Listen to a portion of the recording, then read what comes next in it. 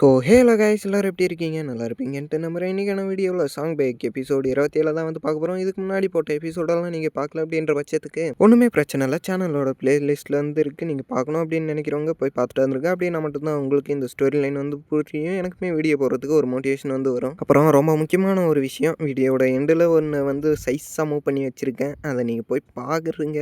பார்த்துட்டு உங்களுக்கு பிடிக்குதா பிடிக்கலையா அப்படின்றத கமெண்ட் பண்ணி விட்டு போங்கடா பைசார்கள். சரி, ஓகே, ரொம்ப பேசாமல் வாங்க வீடியோக்குள்ளே வந்து போகலாம். போன எபிசோடோட லாஸ்ட்டில் ஹீரோவோட அண்ணன் இன்னும் ஸ்வோட தான் இருக்கான் அப்படின்ற மாதிரியெல்லாம் காட்டிட்டு அந்த ஒயிட் ஜெட் ஸ்வாடுமே இன்னும் இருக்குடா அப்படின்ற மாதிரியெல்லாம் காட்டியிருப்பாங்க. இந்த எபிசோடு அதிலிருந்து ஸ்டார்ட் ஆகாமல் ஹீரோவோட அண்ணனோட பவுலியனை தான் வந்து காட்டுறாங்க. அதாவது அந்த செட்டை எபிசோடோட ஸ்டார்டிங்லேயே முரீம் பவுலியன் அப்படின்ற மாதிரி ஒரு பவுலியனை வந்து காட்டுறாங்க. அந்த பவுலியனில் ஹீரோவோட அண்ணனோட மாஸ்டரை தான் வந்து காட்டுறாங்க. அவருமே இன்றைக்கி என்ன ட்ரைனிங்கெல்லாம் ரொம்ப பலமாக போயிட்டுருக்கு போல், எல்லாருமே சரியான சவுண்டெல்லாம் போட்டிருக்காங்க அப்படின்ற மாதிரியெல்லாம் சொல்லிட்டு ஒரு இடத்துல போய் நிற்கிறாரு. என்னடா இது ரொம்ப சவுண்ட் அதிகமாக இருக்கே அப்படின்ற மாதிரி சொல்லிட்டு நிற்க, சரியான கரகோஷங்களோட அவனை போட்டு தள்ள அப்படின்ற மாதிரிலாம் கத்திட்டு வந்துருக்காங்க. அந்த இடத்துல 2 பேர் சண்டைக்கு தயாராக இருக்கிற மாதிரி காட்ட, அங்கே இருந்தவங்களும் டே சிவப்பு மண்டா அவனை விட்றாதரான்ற மாதிரி கத்த, இன்னொருத்தது ப்ளூ மண்டா அவனை விட்றாதரா போட்டு தள்ளுறான்ற மாதிரியெல்லாம் வந்து கத்திட்டு வந்துருக்காங்க. அவங்க 2 பேரும் சண்டை போடுறதே ஏகப்பட்ட பேர் வந்து பார்த்துட்டு இருக்க, டே சரியான கூட்டமாக இருக்குது, இன்றைக்கி சம்பவம் இருக்குடா அப்படின்ற மாதிரி 2 பேருமே வந்து சொல்கிறாங்க. டேய் வாடா அடிச்சிக்கலாம் அப்படின்ற மாதிரி அந்த சிவப்பு மண்டையும் கூட இதோ வந்துட்டேன்டா அப்படின்ற மாதிரி அவனே வந்து வரான். உன்னை இன்றைக்கி சிங்கிள் ஸ்ட்ரைக்கில் முடிக்காமல் விட மாட்டேன்டா அப்படின்ற மாதிரி சொல்லிட்டு அட்டாக் பண்ண, இல்லை அதுக்கு வாய்ப்பு இல்லைன்ற மாதிரி அவனுமே அந்த ப்ளூ மண்டையனுமே நிற்கிறான். இதை தான்டா எதிர்பார்த்தேன், வாடா வாடா வாடா அப்படின்ற மாதிரி சொல்லிட்டு அட்டாக் பண்ண வந்து போக, இல்லை அட்டாக் வந்து ஈக்குவலாக டாஜ் வந்து ஆகிறானுங்க 2 பேருமே. சடனாக மின்னல் மாதிரி அட்டாக் பண்ண 2 பேருமே ஸ்டார்ட் பண்ண, பக்கம் இருந்தவங்க கிட்ட எல்லாம் காசை வந்து பிடுங்குறான். பெட் பண்ணுங்க அப்படின்ற மாதிரி சொல்லிட்டு, அதில் ஒருத்தான் டே நான் ரெட் மண்டைக்கு பெட் கட்டுறேன்டான்ற மாதிரியெல்லாம் சொல்ல, பாத்தியாப்பா என் பக்கம் தான் சப்போர்ட் அதிகமாக இருக்குன்ற மாதிரியெல்லாம் சிவப்பு மண்டை சொல்லிட்டு இருக்கேன். அது எதுவுமே இப்போ நீ வந்து பேசக்கூடாது, பேட்டிலோட எண்டில் தான் வந்து தெரியும் வின்னர் யார் லூசர் யார் அப்படின்ற மாதிரியெல்லாம் அவனுமே சொல்ல, சடனாக ஒருத்தங்கிட்ட போயிட்டு சார் பெட் பண்ணுங்க அப்படின்ற மாதிரி வந்து கேட்குறான். அங்கே போய் நின்றுட்டு கேட்டிருந்தவனும் எதை பார்த்தான்னு தெரில, சரியான ஷாக்கில் இருக்க அந்த சிவப்பு மண்டையினுமே வந்து அட்டாக் பண்ண வந்து வரான். இதெல்லாம் ஒரு அட்டாக்குன்ட்டு என்ன வந்து அட்டாக் பண்ண வரையான்ட்டு அவனுமே ஒரு ஸ்லாஷை பண்ணி அதை தடுக்க, இருந்தாலும் அதை தடுக்க முடியல. அது ஸ்லாஷ்ன்ட்டு தான் தடுக்கலாம் அப்படின்னு நினச்சான். ஆனால் ஸ்லாஷ் பண்ணாமல் ஸ்ட்ரைட்டாக வந்து குத்த, ப்ளூ மண்டை என்ன தான் அதை முக்கி டார்ச் பண்ணணும்னு நினச்சாலும் இல்லை, வந்த ஃபோர்ஸுக்கு ஒரே ஒரு அடி பறந்துடுறான் அவளு. ப்ளூ மண்டையினுமே சரியான ஃபோர்ஸில் கீழே போயிட்டு லேண்ட் ஆக பரவாயில்ல, எந்த ஒரு டேமேஜுமே இல்லாமல் நல்ல ஒரு லேண்டிங் தான். உனக்கு எவ்வளோ தைரியம் தான் என்னோட பிளேடு மேலேயே நீ கை வச்சிருப்பேன், என்னோட பிளேடு இப்போ டேமேஜ் ஆயிடுச்சா, உன்னை கொல்லாமல் விட மாட்டேன்ற மாதிரி சொல்ல, அதுக்கெல்லாம் நீ ஒன்றும் வளரணும் அப்படின்ற மாதிரி சொல்ல, உன்னை இன்றைக்கி நான் கொல்லாமல் விட போகிறதில்ல அப்படின்ற மாதிரி சொல்லிட்டு செம கடுப்பில் இருந்தவனும் அவனோட பிளேடை மேலே வந்து தூக்கி போடுறான். ஒரு வழியா நீ என்னை அட்டாக் பண்ணணும் அப்படின்னு நினச்சி அட்டாக் பண்ணுற போல அப்படின்ற மாதிரி எல்லாம் சொல்லிட்டு அவனுமே இல்லத்தனமாக வந்து சிரிக்க, உன்னை இன்றைக்கி போட்டு தள்ளாமல் விட மாட்டேன்டா அப்படின்ற மாதிரி சொல்லிட்டு இடுப்பில் வச்சுருந்த அந்த 2 பிளேடுமே எடுக்க, இப்போ தான் நீ உண்மையாக சண்டை போடுற போல, வாடான்ற மாதிரி சொல்ல அவனுமே கியூ எனர்ஜி வச்சு அதை பேலன்ஸ் வந்து பண்ணுறான். வாடா உன்னோட பிளேடை என்னோட ஸ்வாடா பார்த்துக்கலான்ற மாதிரி சொல்ல, இந்தா வச்சிக்கோடா அப்படின்ற மாதிரி சொல்லிட்டு செம கடுப்பில் வந்து இருங்க. உன்னால் முடிஞ்சா வந்து என்னை அட்டாக் பண்ணுன்ற மாதிரி சொல்ல, என்ன கடுப்பில் இருந்தான்னு தெரில, போயிட்டு அவனை சல்லியே நொறுக்குங்க அப்படின்ற மாதிரி சொல்லிட்டு அந்த பிளேடுங்களெல்லாம் அமுச்சு விட, அந்த பிளேடுமே செம ஸ்பீடில் போயிட்டு அந்த சிவப்பு மண்டையனை வந்து அட்டாக் பண்ண கிட்ட வந்து போயிடுது. வாடா பார்த்துக்கலான்ற மாதிரி அவனுமே செம குஷியில் வந்து இருக்க, சடனாக வந்த ஒரு பிளேடு அங்கே இருந்த 3 பிளேடுமே வந்து தட்டி விட அவனுக்கு சரியான ஷாக்கு. யாரா அந்த வேலையை வந்து பார்த்தது அப்படின்ற மாதிரி இருக்க, உங்களுக்கு எவ்வளோ தைரியம் தான் இந்த இடத்துல சண்டை போடுவீங்கன்ற மாதிரி மாஸ்டர் வந்து கத்துறாரு. மாஸ்டர் நீங்கள் எப்போ வந்தீங்கன்ற மாதிரி 2 பேரும் பயத்தில் இருக்க, மனசு என்னடான்னா அந்த 5 பிளேடுமே வச்சுக்கிட்டா வாகனத்தில் பறந்துட்டு வந்து இருக்கான். எதுவுமே பேசாமல் இப்போ என்னை ஃபாலோ பண்ணிட்டு வாங்கன்ற மாதிரி சொல்லிட்டு கூப்பிட்டு வந்து போக, அந்த இடம் சரியான சைலண்ட்டாக ரொம்ப அழகாக வந்து இருக்குது. இப்போ சொல்லுங்கள், எதுக்காக இப்போ நீங்கள் 2 பேரும் சண்டை போட்டு வந்து இருந்தீங்கன்ற மாதிரியெல்லாம் கேட்டிருக்க, 2 பேருமே எதுவுமே சொல்கிற மாதிரி இல்லை. இப்போ நீங்கள் சொல்கிறீங்களா இல்லை உங்களை என்ன பண்ணட்டும் அப்படின்ற மாதிரி தலைவன் லைட்டாக மிரட்டுறான். சொல்லி மிரட்டிருப்பான் அப்படின்னா, நீங்கள் சொல்கிறீங்களா இல்லை உங்களை அந்த பேட்டில் ஃபீல்டுக்குள்ளே அனுப்பிச்சி விடவான்ற மாதிரி தான் கேட்டிருப்பான். அந்த பேட்டில் ஃபீல்டுக்குள்ளே ரிங்கு மாதிரி இருக்கும், அந்த ரிங்குக்குள்ளே 2 பேர் நின்றுட்டு சண்டை வந்து போடணும். இது எல்லாத்தையும் அந்த ப்ளூ மண்டை கேட்டிருக்கு. சடனாக அந்த சிவப்பு மண்டை வந்து ஏதோ வந்து சொல்ல வந்து போகிறான். இல்லை சொல்லாதரா அப்படின்ற மாதிரி சொல்லிட்டு அவனோட வாயை வந்து முடிக்க, இல்லை மாஸ்டர் எதுவுமே இல்லை அப்படின்ற மாதிரி வந்து சொல்ல, ப்ளூ மண்டை எதையோ ஒன்று தினுசாக சென்ஸ் பண்ண பின்னாடியே ஒரு 3 பேர் வந்து நிற்கிறானுங்க. யாருன்னு அப்படின்னா அதில் முக்கியமான எல்டர்ஸ் போல்.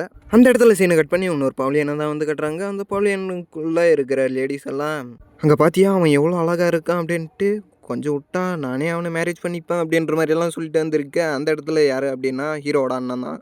அண்ணன் கூட இருந்த அந்த பொண்ணுமே டேய் அவனுங்களை சொல்லி தொடுத்துடான்ற மாதிரி கத்த, இல்லை ஹீரோவோட அண்ணா எதுவுமே பண்ணாமல் அப்படியே சைலண்ட்டாக தான் வந்து இருக்கான். உங்களை காக்க வச்சதுக்கு என்ன மன்னிச்சிருங்க அப்படின்ற மாதிரி ஒரு லேடி வந்து என்ட்ராக, என்ன இவங்க இவ்வளோ அழகாக இருக்காங்க அப்படின்ற மாதிரி அந்த பொண்ணுமே வந்து பார்க்குது. அவங்களுமே அப்படியே நைஸாக வந்து ஒரு சேர் மேலே வந்து உக்காந்துக்க, அப்புறமா தான் ஃபேஸை ரிவீல் பண்ணுறாங்க. அந்த கவர்னர் கூட இருந்திருப்பாங்களே அந்த லேடி தான் ஹீரோ கிட்ட கூட என் தங்கச்சி அப்படின்ற மாதிரி இன்ட்ரடியூஸ் பண்ணியிருப்பானே, அவங்க தான் வேறு யாருமே இல்லை.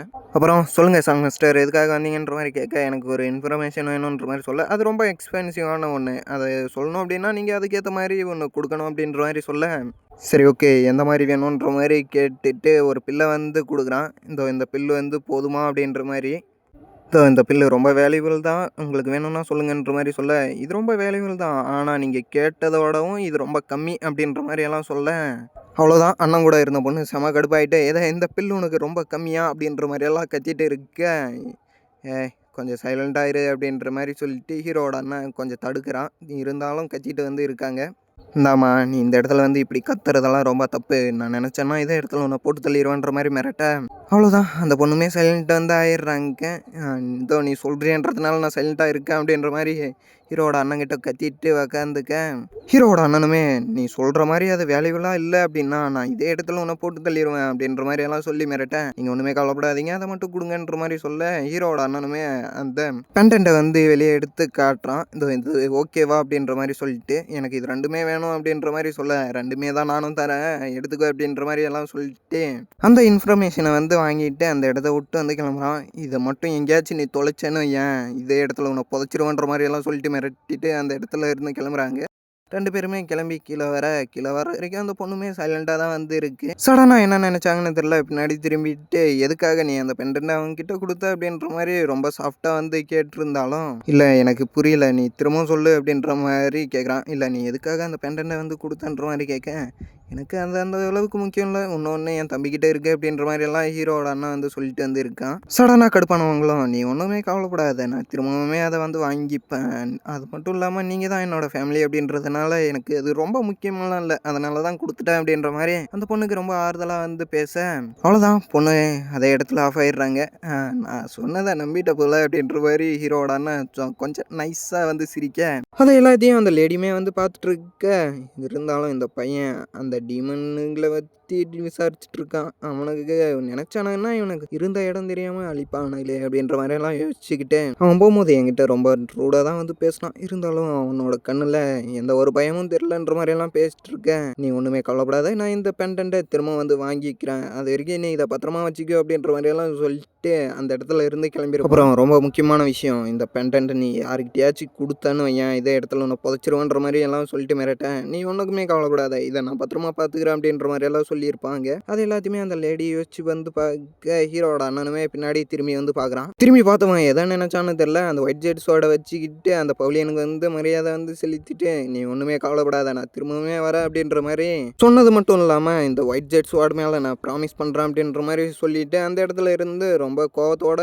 இல்லை ரொம்ப கர்வத்தோட வந்து கிளம்பியிருப்பான். அதை எல்லாத்தையுமே அந்த லேடியை பார்த்துட்டு இவன் உசுரோட வந்த மாதிரி தான் அப்படின்ற மாதிரி எல்லாம் சொல்லிட்டு அவங்களுமே கிளம்புறாங்க. அந்த இடத்துல சீனை கட் பண்ணி அண்ணன் கூட வந்த அந்த பொண்ணுமே குதிரை மேலே எங்கேயோ தனியாக எதையோ ஒன்றுத்த வந்து யோசிச்சுக்கிட்டு ரொம்ப டீப்பாக வந்து யோசிச்சுக்கிட்டு வந்து போகிறாங்க. நாங்கள் 3 பேருமே சண்டை போட்டுட்டு ஒத்துமையாக இருந்தாலும் இவன் மட்டும் கொஞ்சம் தனியாக வந்து இருப்பான் அப்படின்ற மாதிரியெல்லாம் சொல்லிட்டு அப்பயும் தனியாக தான் இருந்தான், இப்பயும் தனியாக தான் இருக்கான், பட் நாங்கள் எல்லோரும் ஒரே ஃபேமிலி அப்படின்ற மாதிரியும் வந்து சொல்லலாம் அப்படின்ற மாதிரி சொல்லிட்டு அவங்களுமே வெக்கப்பட்டு வந்து போகிறாங்க. அவனுக்கு முன்னாடி ஏதோ ஒரு பையன் வந்துட்டு இருக்கு. சடனாக அந்த குதிரை கிட்ட கிராஸ் பண்ணியுமே வந்து போகிறான். அவனுமே அதை கிராஸ் பண்ணி வந்து போக இவங்களுமே என்ன இது சிமிலரான எனர்ஜி போல் அப்படின்ற மாதிரி சொல்லிட்டு நிற்க, அந்த ஆளுமே இங்கே பவுலியன் பக்கம் எங்கே இருக்குது அப்படின்ற மாதிரிலாம் கேட்க, அதோ இங்கே தான் கொஞ்சம் முன்னாடி போனேன் அப்படின்னா அந்த பவுலியன் வந்து வந்துடும், நீ சேஃப்டியாக அந்த இடத்துக்கு வந்து போயிரு அப்படின்ற மாதிரியெல்லாம் சொல்லிட்டு வந்து போக, தேங்க்யூ லேடி அப்படின்ற மாதிரியெல்லாம் வந்து சொல்லிட்டு கிளம்புறாங்க. அவ்வளோதான் 2 பேருமே ரொம்ப தூரமாக பிரிஞ்சு தனியாக வந்து போக அந்த குதிரையில் போன லேடியும் ரொம்ப தூரமாக வந்து போயிடுறாங்க. அந்த ஆளுமே ஒரு இடத்துல வந்து நின்றுட்டு